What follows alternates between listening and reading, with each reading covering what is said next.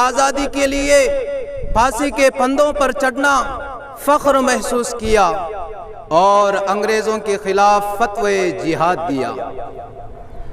آزادی برسوں کی مسلسل محنت کا انعام تو پایا ہے، لیکن مزدور کو جس کی خواہش تھی افسوس یہ وہ انعام نہیں۔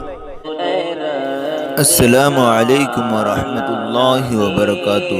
ناظرین، اگر آپ ہمارے چینل میں نئے ہیں تو ہمارا چینل یسر چینل کو سبسکرائب کریں اور بیل آئیکن کو دبائیں تاکہ نئے ویڈیو اپلوڈ ہوتے ہی آپ تک نوٹیفیکیشن کے ذریعے پہنچ سکے۔ جزاک اللہ۔ بسم اللہ والحمد للہ والصلاة والسلام علی رسول اللہ، اما بعد۔ آج میں ان معزز علماء اکرام خصوصاً حضرت محتمیم صاحب دامت برکاتہم العالیہ کے سامنے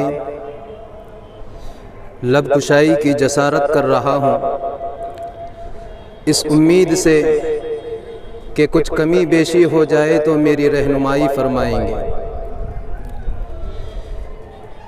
دل سے نکلے گی نہ مر کر بھی وطن کی الفت، دل سے نکلے گی نہ مر کر بھی وطن کی الفت، میری مٹی سے بھی خوشبوئے وفا آئے گی۔ سارے جہاں سے اچھا ہندوستاں ہمارا، ہم بلبلیں ہیں اس کی یہ گلستاں ہمارا۔ عزیز طلبہ اکرام، ہمارا ملک ہندوستان ہندوستانیوں کے آپسی اتحاد اور طویل جد و جہد کے بعد 15 اگست 1947 کو آزاد ہوا تھا اور 26 جنوری 1950 کو جمہوری ملک قرار پایا تھا۔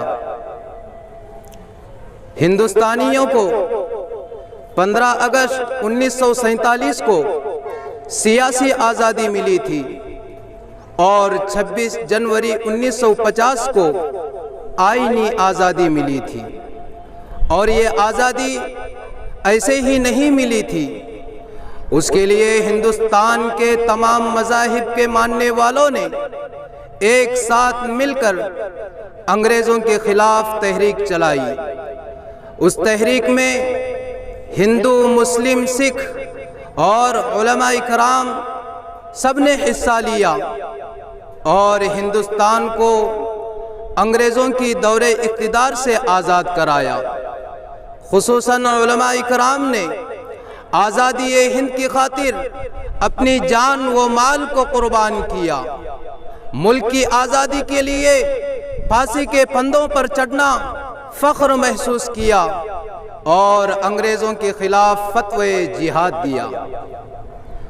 آزادی کے لیے ہندو، مسلم، سکھ اور علماء کرام سب نے مل کر انگریزوں سے جنگ کی اور آزادی حاصل کی۔ لیکن آزادی کا مقصد کیا تھا؟ آزادی کا مقصد یہ تھا کہ ہندوستان ایک جمہوری ملک ہو جس میں بسنے والے تمام لوگوں کے لیے ایک ہی قانون ہو اور ہر ہندوستانی کو اپنے مذہب پر عمل کرنے کا پورا حق ہو۔ اس ملک کے تمام شہروں کو مذہبی، علاقائی، لسانی تفریق، سماجی نابرابری، جہالت، غربت، ظلم و تشدد اور فرقہ وارانہ تعصبات سے بری سماج وجود میں آ سکے۔ میرے عزیز بھائیوں اور دوستو، آپ اس پر غور کیجئے گا، کیا ہم ان سب میں آزاد ہیں؟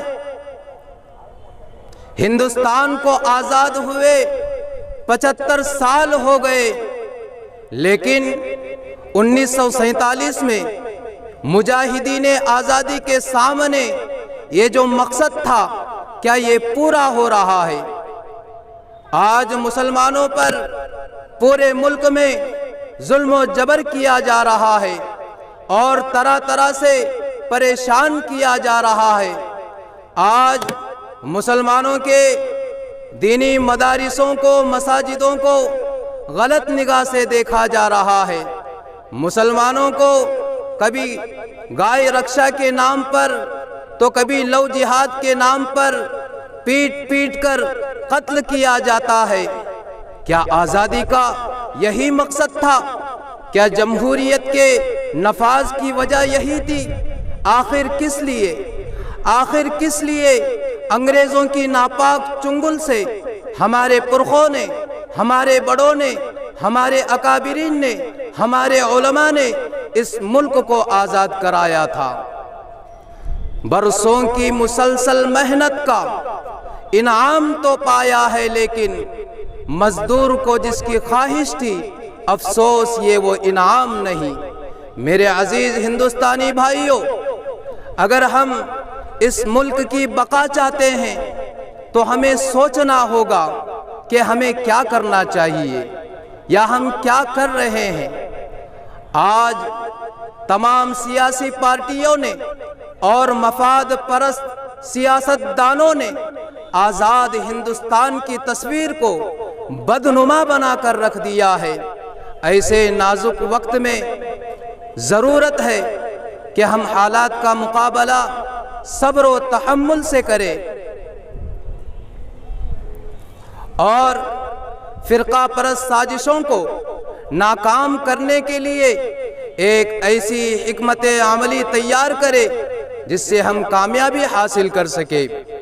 لہٰذا آپ تمام باشندگان ہند سے پرخلوص درخواست ہے کہ ہم آپسی نفرتوں، عداوتوں کی زنجیروں کو توڑ کر 1947 والا اتحاد و اتفاق پیدا کریں اور آپسی بھائی چارہ کے ساتھ اس ملک کی گنگا جمنی تہذیب کو قائم کرے۔